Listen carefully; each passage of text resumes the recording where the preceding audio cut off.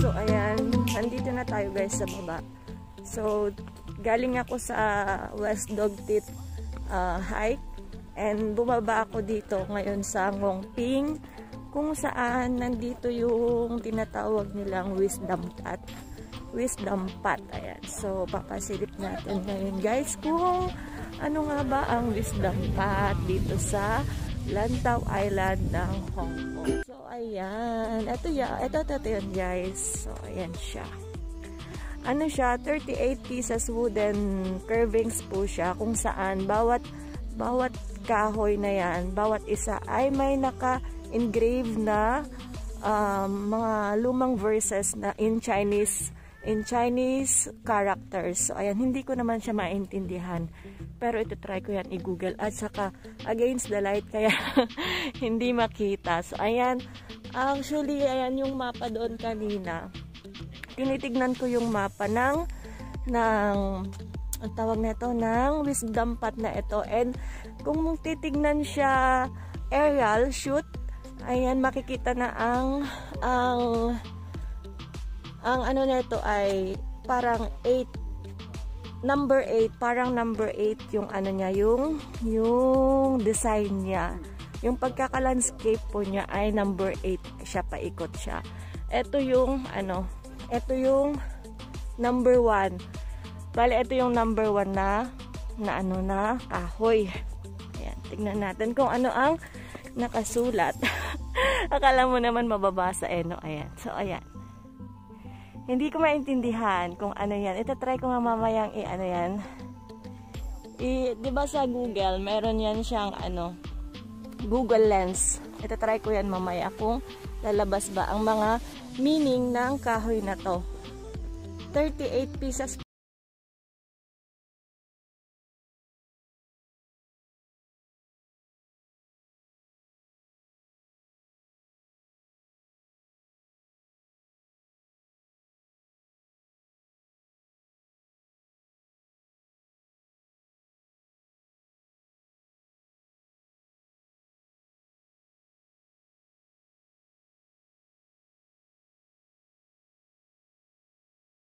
View kasi nandito tayo sa baba, pero kapag kinuhanan to ng nasa taas, aerial shoot drone like this, makikita talaga yung ganda ng pagkaka-landscape ng lugar. Ang ganda ng sunset.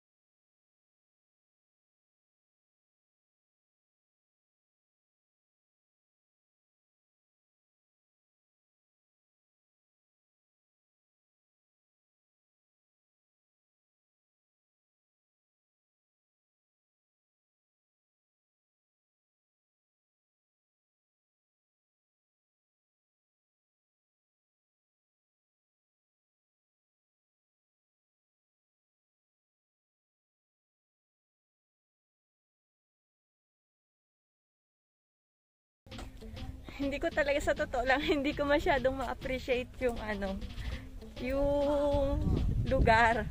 Kasi hindi ko naman maintindihan yung mga nakasulat. Ang alam ko lang ay mga wisdom phrases yan ng mga sinaunang Chinese dito. So, hindi ko talaga siya ma-appreciate, guys. Pero, ayan, since nandito na rin tayo at nadaanan ko, dahil galing nga ako sa, sa taas, sa bundok. So, hindi na rin masama na ikutin natin to saglit. Kasi, naman siya, isa rin siya sa mga tourist spot dito sa Hong Kong. At saka, historical place din siya dito.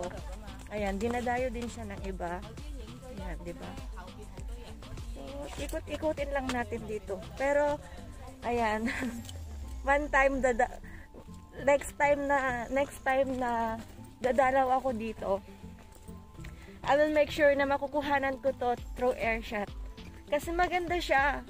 Kung titignan sa mga pictures sa Google, sa air shot neto, ang ganda. Ang ganda talaga. Pero syempre, kapag nandito tayo sa baba, hindi natin ma-appreciate, hindi ko ma-appreciate yung lugar.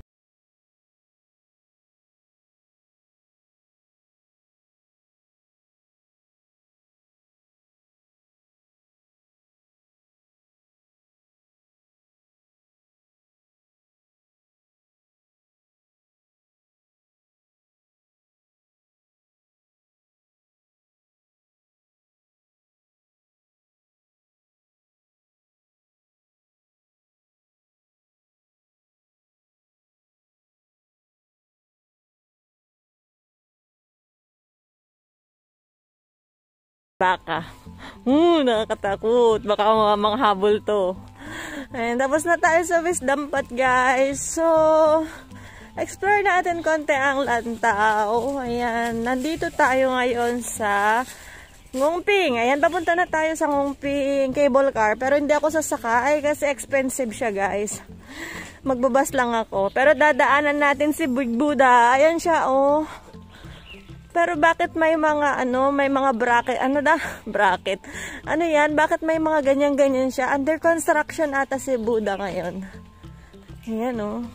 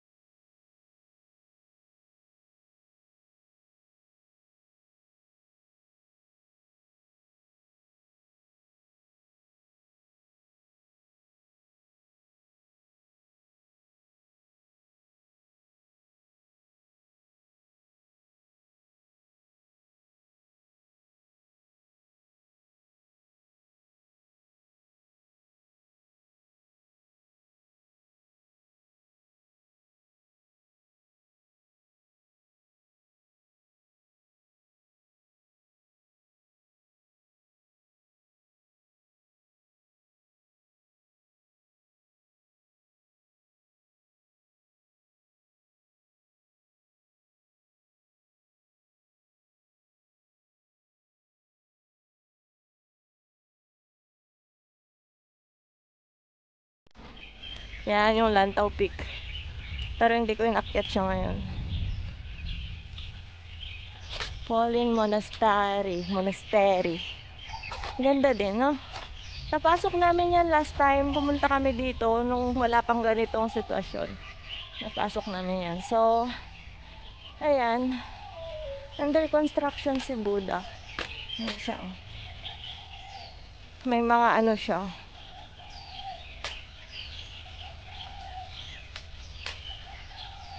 So, ayan. Balik na tayo doon. Dito na tayo dumaan kasi wala namang mapapala doon. Nagugutom na ako. Ayan.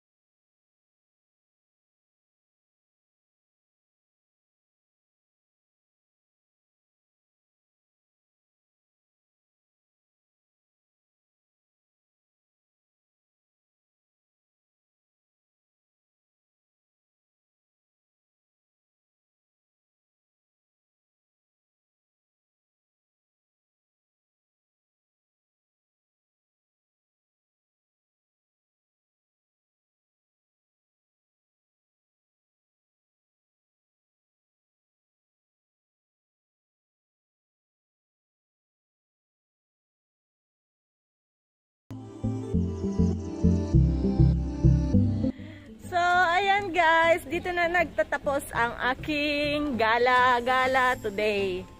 And thank you for watching. Ayan, thank you so much po sa lahat ng sumuporta, sa lahat ng mga nanood dyan. Salamat po ng marami. Ayan, thank you sa pagsama nyo sa akin sa medyo boring medyo boring kong gala ngayong araw. So, ayan. Bye-bye. Thank you for watching. Thank you. God bless. Bye-bye.